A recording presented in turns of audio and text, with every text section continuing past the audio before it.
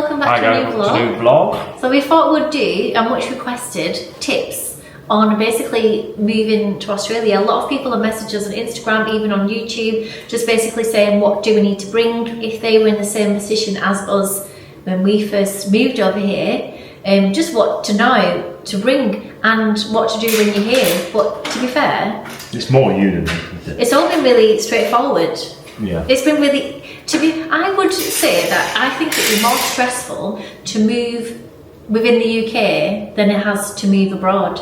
Because how long does it take when you're selling a house and moving to get into your new house, and how many people you have to tell?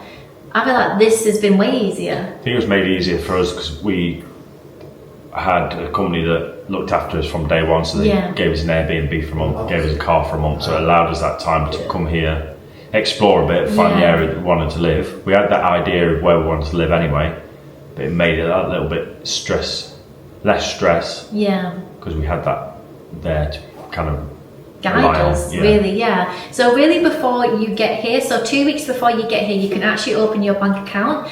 Well, to a point. So basically you can't actually transact on that account, but it means that when you get here, you go to your branch which you nominated, you show your ID and you get your bank card straight away. You can start transaction straight away, basically. So that was... On that point, we...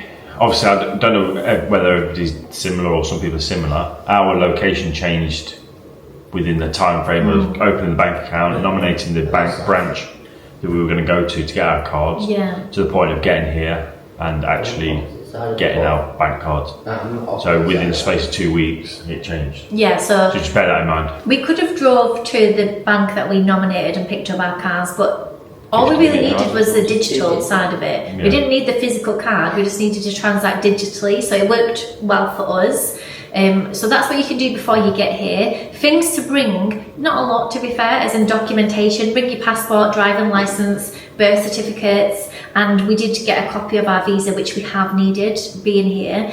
Just for didn't need it for the airport. So coming through the airport, we didn't need it. Obviously, it might be different for you, but for us, we didn't need it. I don't know why. All I've needed it for was when I started work. I had to put my visa number in, and when my visa expired, and I haven't really needed it, but we brought the actual physical copy. We did bring things that we didn't need, like we actually brought our full vaccination records, which apparently they do ask for, but I think because we haven't got a young child who's going to childcare, we didn't actually need it. We also brought like council tax and like a utility bill. We didn't need that. I think a couple of lads at work who have got young kids, I think all of them have said they needed the vaccination certificate for their kids that had gone to nursery or like early school. Have they needed a top up on the vaccines? Because I've heard that. I don't know about that, but I've heard some people might. Other than that, you really don't need to bring anything else over. Now we did kind of bring like a birth certificate because we kind of thought if we did want to stay here forever, at least we've got them and we don't have to keep them in. So we did bring them with us. There's nothing really else you need, and even in regards to things to bring over, obviously at the time of us moving over, it would have cost us like £5,500 to ship our furniture, which it would have been a lot cheaper to buy once we got here. We wouldn't have spent, that's $11,000. I remember through the exchange rate of the UK and Australia, it's virtually double. So £5 is $10 virtually. So you got to weigh that into consideration. We did, and it was just nowhere near. What's the word? Beneficial for us. Also, our furniture wouldn't have suited like this apartment. Like we had like a suede, greeny sofa. It just wouldn't have looked right with this because it's such a sunnier climate. When you actually get here, obviously there's 4 things that was on our list from day one, which was get our bank cards, get Medicare, get our driving licenses, and get a SIM card. And we did. I think we did most of that on the first day we arrived, and then the next day. So Medicare is basically easy. You just literally do it on your phone. You can download an app, which is like I think it's just called Australian Government. I can't remember gov.au or something like that. So when we got here, I put all our details in, and then we got a family Medicare number. So basically, even though we didn't have the physical card, if we needed to visit a doctor, we had the number there, so we could have used Medicare. We'll put the description in the link in the description below, so you can just use that. So we did vlog our first day in Melbourne, so we will leave that below. Now the other thing we did, actually I didn't mention, was the tax file number. So basically like your national insurance number, really, isn't it? Yeah. You need, if you are working over here, you need that, I would say straight away, because otherwise you are going to pay emergency tax. You would eventually get it back, but it's a big chunk of money that you probably need when you first get here. And again, that's the same on the government website, and you get, yours came quite quickly, didn't it? Yeah, we were quite lucky. I don't know whether people's situation is the same, but I had 2 weeks. 2 weeks before you started. So that was enough time to get my TFN number set up.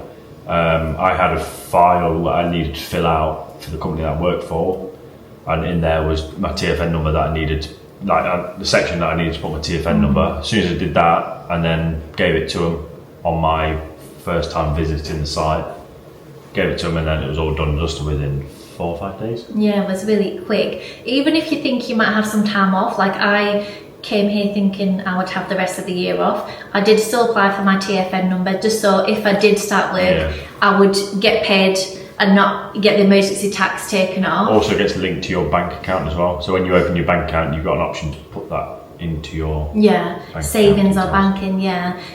SIM cards, you can just pick them up from Aldi. All his work did actually have free waiting for us at the Airbnb, but you can just get them from Aldi.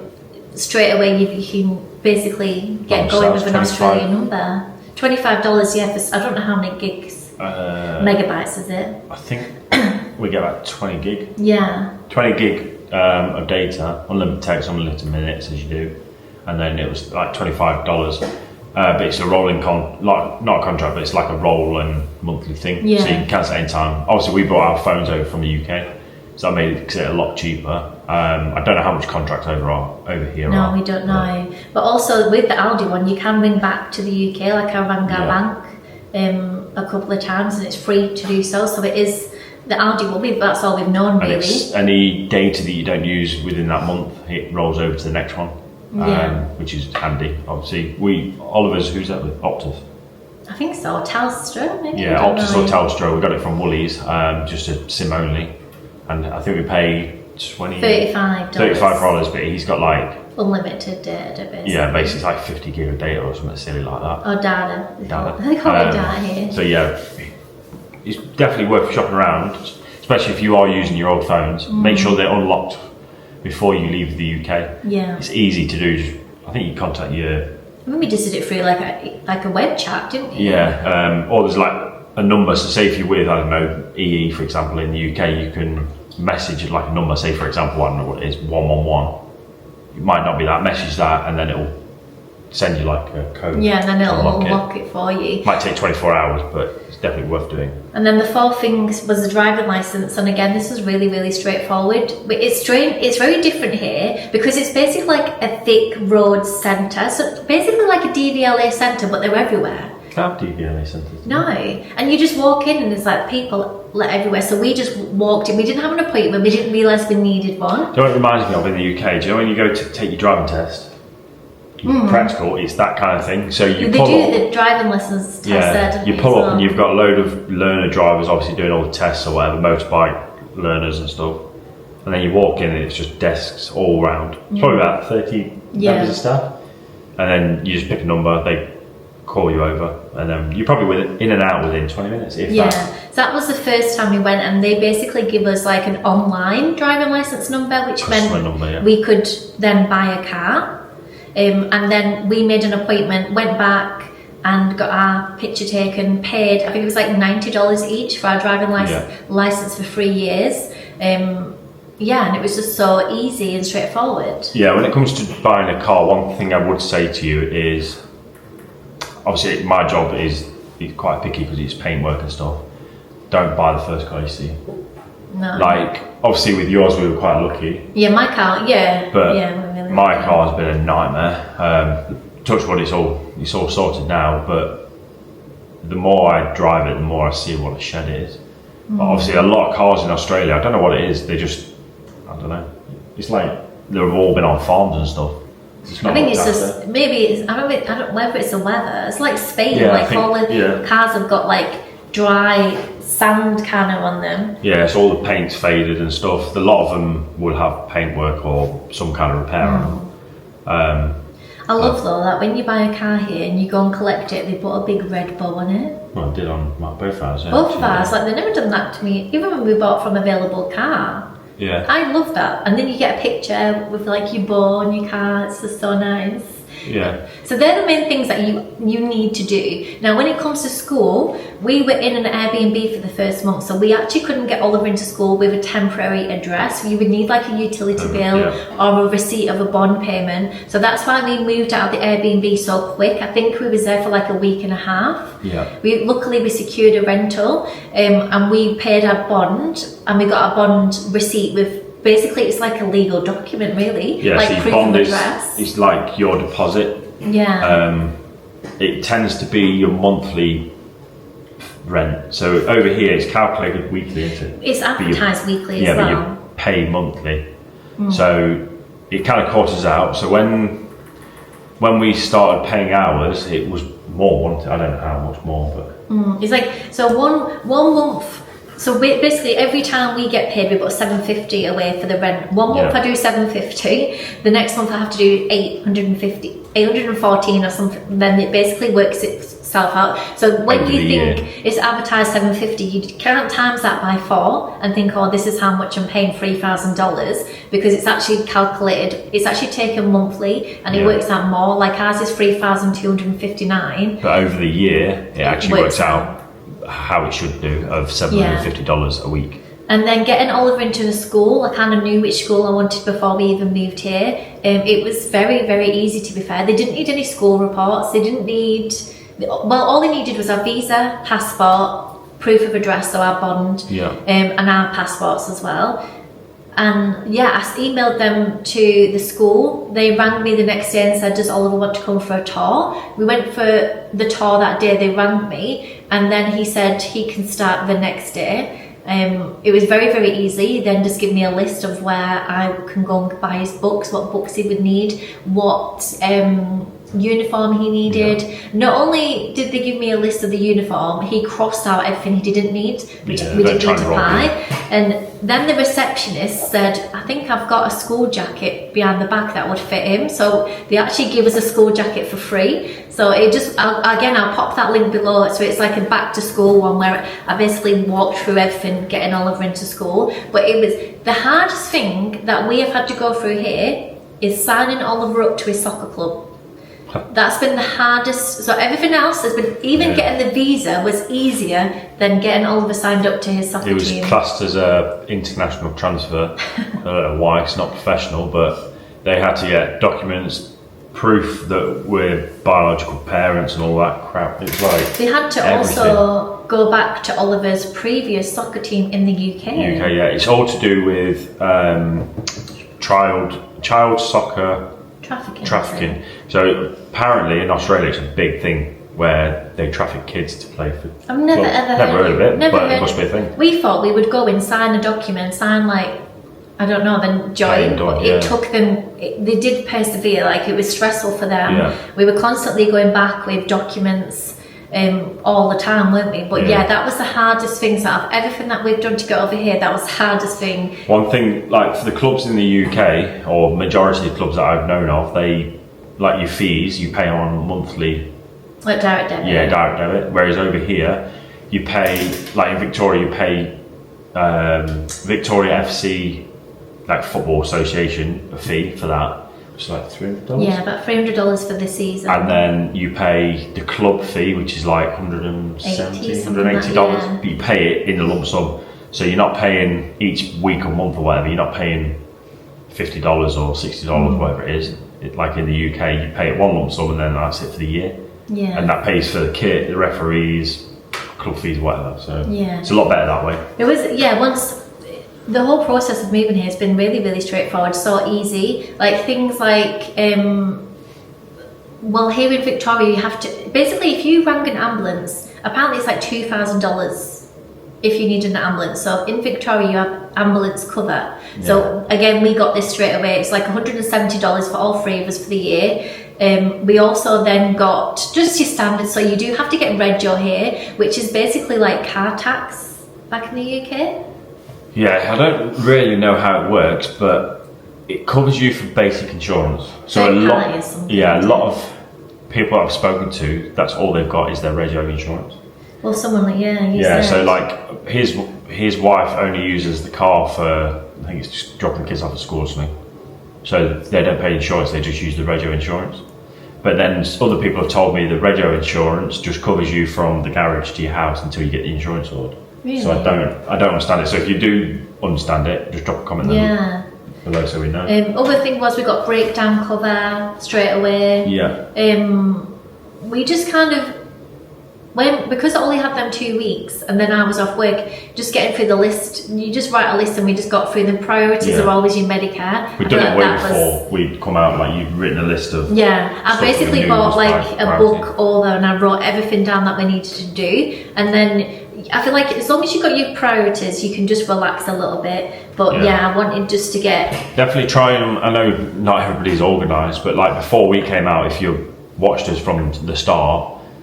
Simple things like, obviously with the suitcases, we only bought six over, and we knew exactly how much weight we had, and I literally wrote it down or text in the family chat, 15 kg, got more to 15 kg even though we had like 25, and then we knew, put something in, right, reweigh it, write it down, and then I knew, it's gone up to 17 kg, right, nothing's going in there for a bit till the others are at 17 kg. Yeah. So stuff like that makes it so much better. Like when we got to the airport, the woman was like, somebody's organising. She said, have you been weighing these? Everything was bang on 16 kg or whatever it was. Just better that way, because then you're not stressing when you get to the airport thinking, it's overweight. No. You know what you can put in and what you can't put in. Like Oliver's PlayStation, we bought that over from the UK. That went into his hand luggage suitcase, so obviously we knew that wasn't going to get damaged or anything. There's loads of little things that you can do to make your journey moving here a lot simpler. It's just being organised. I feel like as well, like a lot of people said about how to secure a rental and the rental market. Yeah. We found it really, really easy. I feel like the only thing is when you see a property that's advertised and you turn up, it's nothing like the pictures. A few of them we went to, it was nothing like the pictures. It was like pictures of when the house was either just built or... Yes and no. Other than this and the house in Seaford. We only saw 3. No, we saw that one, I don't even know where we were. Oh, the other one in Seaford. Remember? And the other one with the snake. Snakes, yeah. And then the other, we've seen 4, that's it. No, what was that? No, we've seen that one around the corner, that one here. Yeah, that's 2. The new build in Seaford, the one with the snake, and then we went to that other one but there was like a park in front of it, the balcony. Oh, yeah, so 5. Yeah, and so 3 out of 5, so only 2 were actually how they were advertised. That one around the corner was nasty. Yeah, but pictures are filtered, aren't they, to make things look clean and spotless. It was very, very different, and so we liked the apartment and we liked a new build. We did put an application in for both. We got accepted for the apartment, but we didn't get accepted for the house. But in hindsight, I'm so happy that we got it. I feel like when you find the area and when you look around the area of this place and the house in Seaford, it was a nice area, but there's nothing in walking distance like we have here. I think if I could have the location but live in a unit or a townhouse in this location, I'd do it. I wouldn't. If we were to move out here in March, I wouldn't go into another apartment. No, unless it had 2 parking spaces. Yeah. Like not a stacker. The stacker's quite hard. Yeah, it's been perfect for us because obviously we were lucky to get it. It was all furnished. We literally just walked in with the suitcases.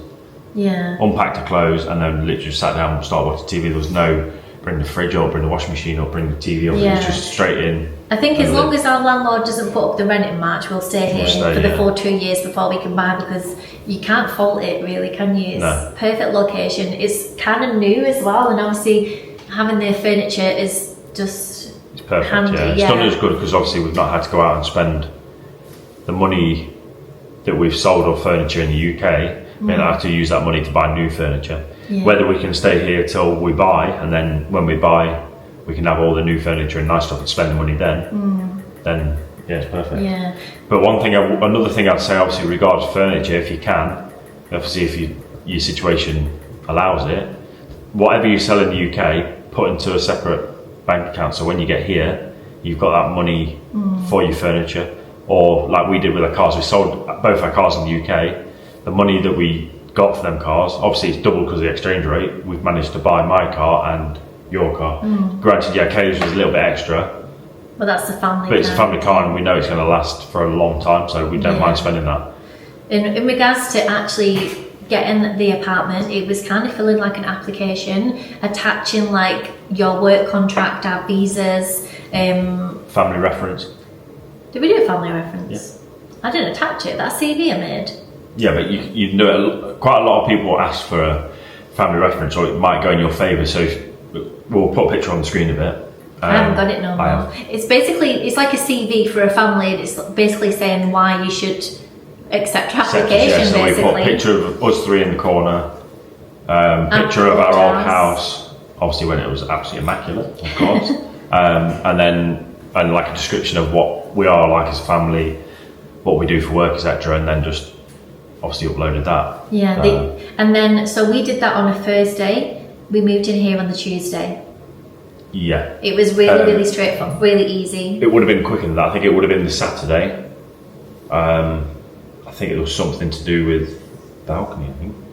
No, basically we could have had a professional clean on the apartment, because when we viewed the apartment, it was clean, but it wasn't professionally cleaned, and we wanted it. There was like cobwebs and stuff on the balcony, wasn't there? Yeah. So they said you can wait for a professional clean, but it means that when we leave, we need to have a professional clean.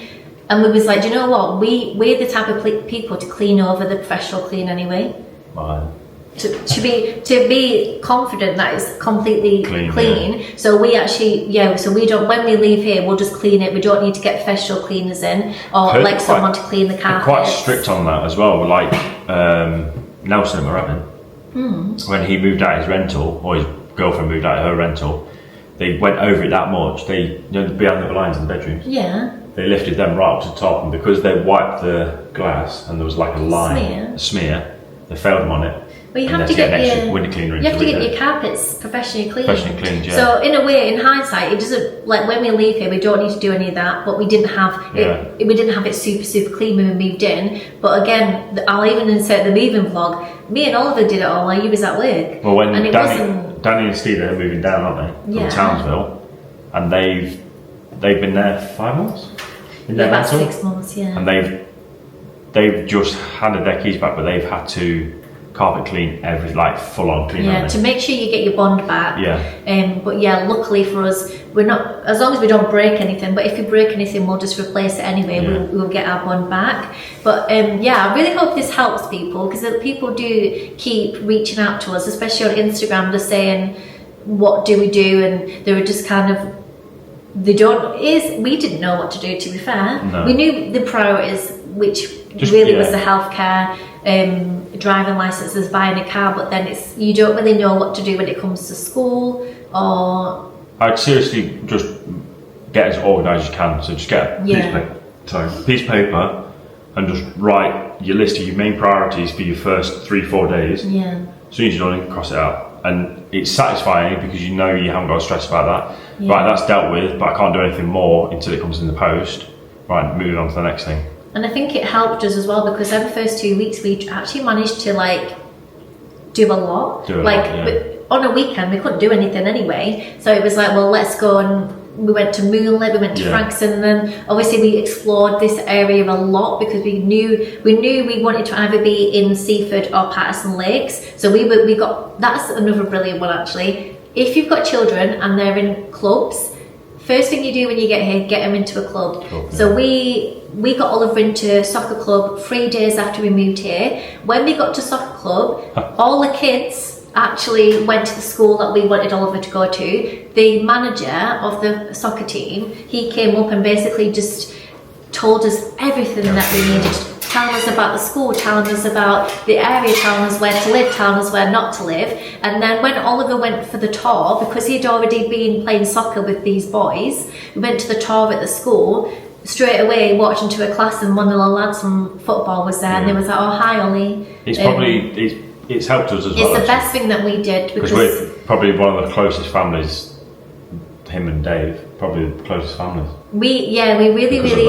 I feel like another thing as well is really put yourself out there, because although we did say it potentially could be temporary, we wanted to come here thinking it could be permanent, and we really wanted to push outside our comfort zones. So when we went to soccer, we had a meeting with all the other parents, and it was like the beginning of the season, and we both volunteered. You volunteered to be linesman, I volunteered to be like the little person who shouts us Marshall. We volunteered to do the fruit and the lollies, and then we made really good friends through the soccer team. And it does help that the boys are all really good friends as well.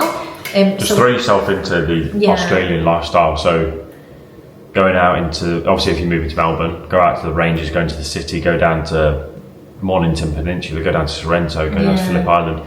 Don't just spend your weekends in that little bubble. Go out and explore, because that will help you settle in a lot more. And I think that's why we've settled in so well, because we've just gone out. Like in the UK, we'd sit on the sofa and watch TV. That's all we'd do. Especially in winter. Yeah. But the thing is as well, like I do feel like we haven't really spoke about this, but in the UK, I think we definitely got into a rut. We were always counting down to our holidays. We didn't really. The weekends. Even at the weekends, though, we wouldn't go and venture out because we did it all. Do you know, in that area, like, oh, do you want to go Bakewell again? Do you want to go Matlock again? We would normally spend more time out of England than in England. So here, it's all new to us anyway. Yeah. Going to the city, Melbourne City, and it's like we've been 4 or 5 times. Yeah. And it's like every single time it's like, oh, I didn't see that last time. It's but like we walk straight down that street, and it's like it changes every single time you go. So I do feel like you definitely have to push yourself.